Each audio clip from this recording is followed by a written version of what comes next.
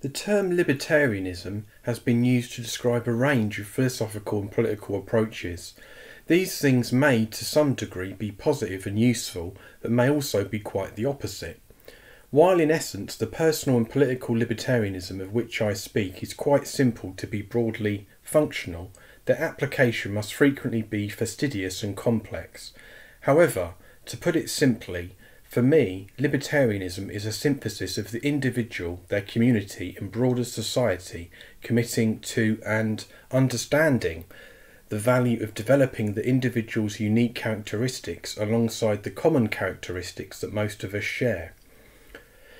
Following on from this is the understanding that the new ideas and perspectives the individual presents to us may over time be broadly adopted and become part of our common characteristics and practices, thereby developing greater individual and societal sophistication, function and freedom.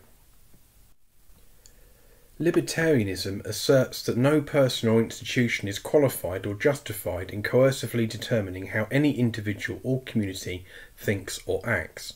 This extends only to the point where direct harm is caused to others by the individual's or community's actions.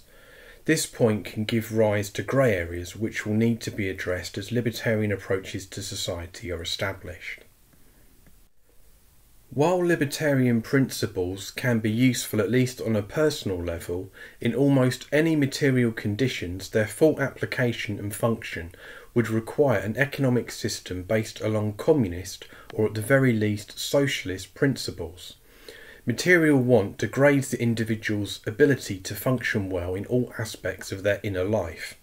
Further to this, lack of control of one's working life is in direct opposition to libertarian principles.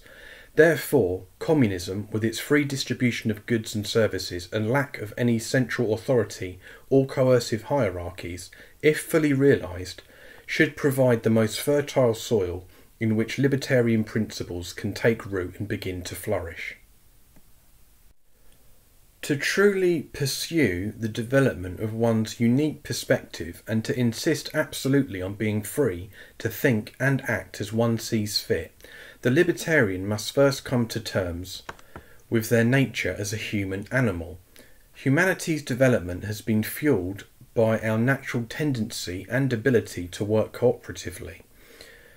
They must realise that for every person on the planet, survival is dependent on the material and social support of those close to them, their community, and the larger body of people known as society, and furthermore, it must be understood that the development of the individual is almost always absolutely dependent on that support, and equally important, the willingness of society and the individuals within it to at least allow and preferably encourage in the experimental process of recognising, developing and expressing their idiosyncrasies and unique or not so unique ideas. It is in this recognition that the beautiful and functional reciprocity of libertarianism is found, knowing that one's own freedom, one's own ability to develop and express who and what they are is dependent on every other individual in society being afforded the exact same consideration.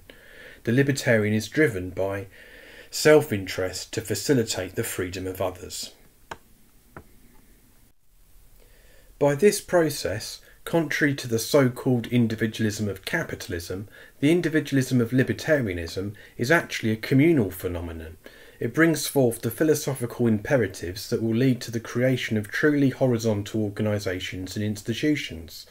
The coming together of uniquely developing individuals in economic, social and artistic endeavours will greatly increase the pool of ideas, knowledge and approaches to any given problem or pursuit. Socially, a community made up of uniquely developed individuals will be a great source for those individuals. A great diversity of ideas and practices will provide an environment in which problems and challenges have an abundance of possible solutions at hand. Essentially, the libertarianism here described will be a unifying and galvanising force which encourages the individual to value their self for what they are, treat their self with the respect and admiration that they deserve, and in the process facilitate others in doing the same. This will result in individuals valuing and appreciating themselves, but also in the valuing and appreciation of all by all. The development of such a culture will accelerate the development of increasingly free and fair systems of production, creativity and decision making. Libertarian individualism is the ultimate in collectivist philosophies and is the approach by which we will create a positive feedback loop of egalitarian individual and collective power. Thank you for listening, everyone. All the best.